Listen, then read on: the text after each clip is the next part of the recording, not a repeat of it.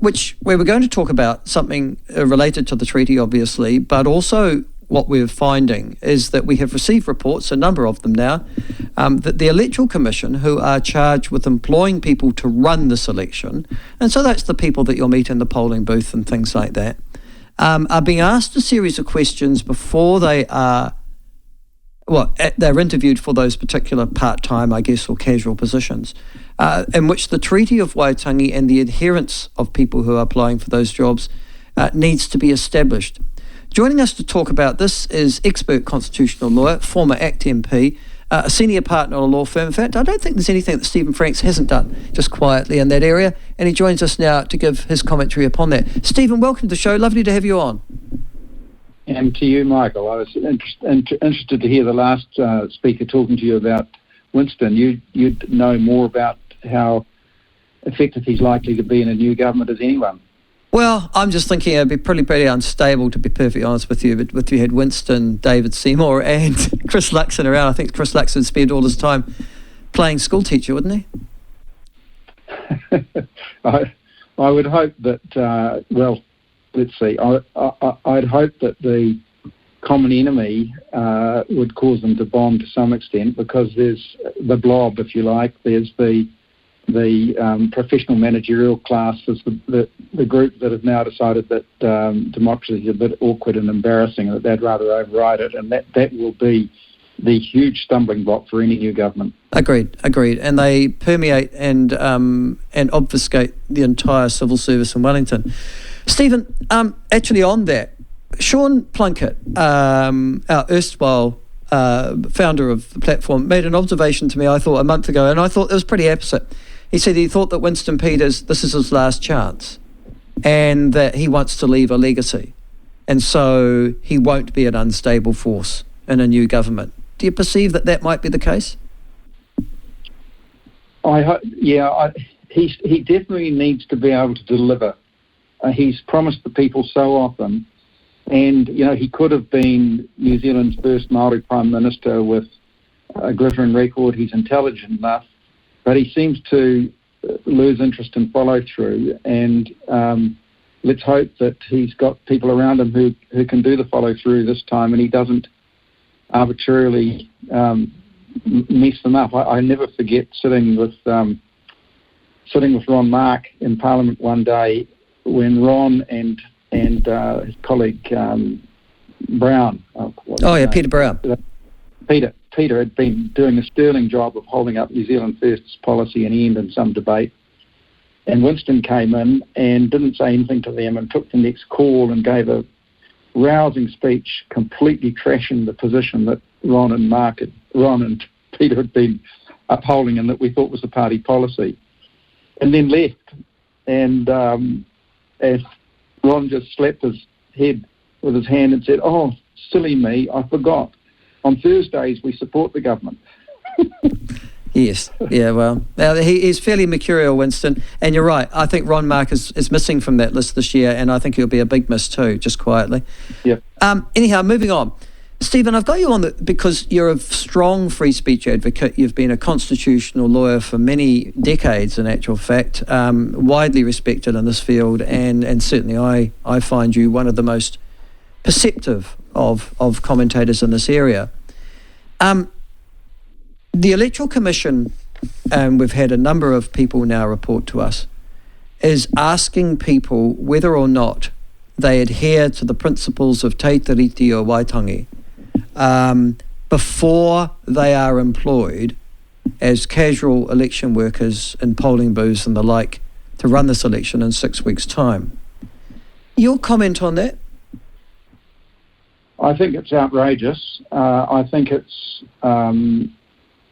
it should alarm everyone. It's probably, however, they will have a sufficient justification in the law that was put through in 2020 to elevate the role of the Public Service Commission. In other words, there's as always with this treaty material, they use vague, elusive language, sort of stuff that when I was a young lawyer we would have said wasn't even law. It's more like pious statements of aspiration, but they strip them in and make them into legal obligations. And then those who know what they're supposed to do with these signals can go for it, and it's extremely hard to challenge. If I give you an instance, in the Public Service Act, I'm just looking at it on my screen, they're told that they have to have a service of public service community. There's a specific provision that says all public servants have the rights assured to them by the Bill of Rights. In other words, they can't be discriminated against for political belief, which was one of the anti-discrimination grounds in the Human Rights Act. But at the same time, and they're told that they're to be politically neutral and to give full, free, frank advice.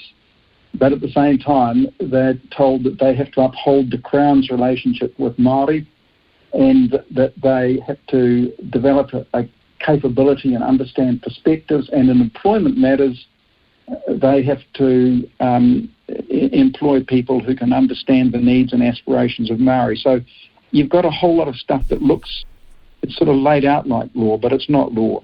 It doesn't. The classical definitions of law were that by knowing it, you'd know what your obligations were and what was lawful and what was not, and you can't.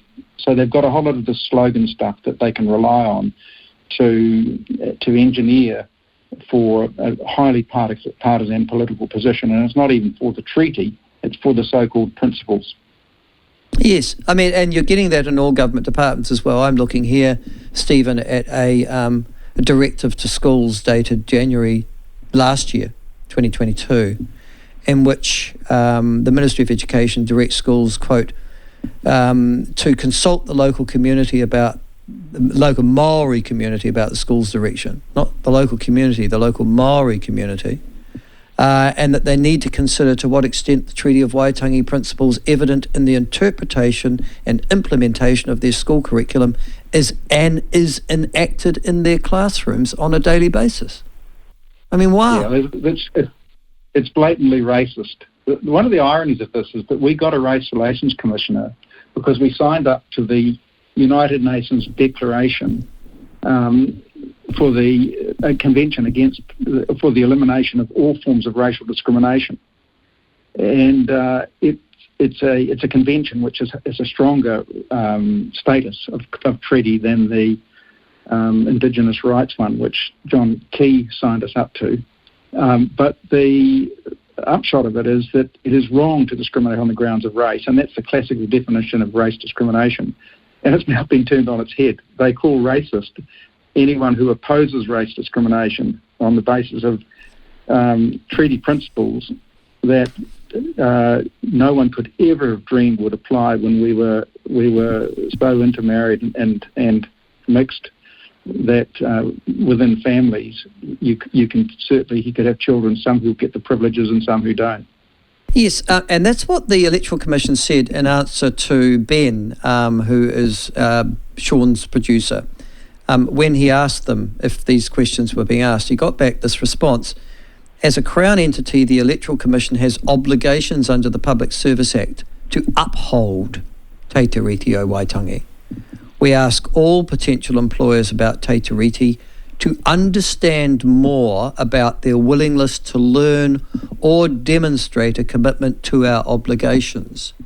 At that point, if that is in the employment scenario for a Crown entity in New Zealand, how long before every job in the public sector are employees required to demonstrate the same commitment, do you think, Stephen?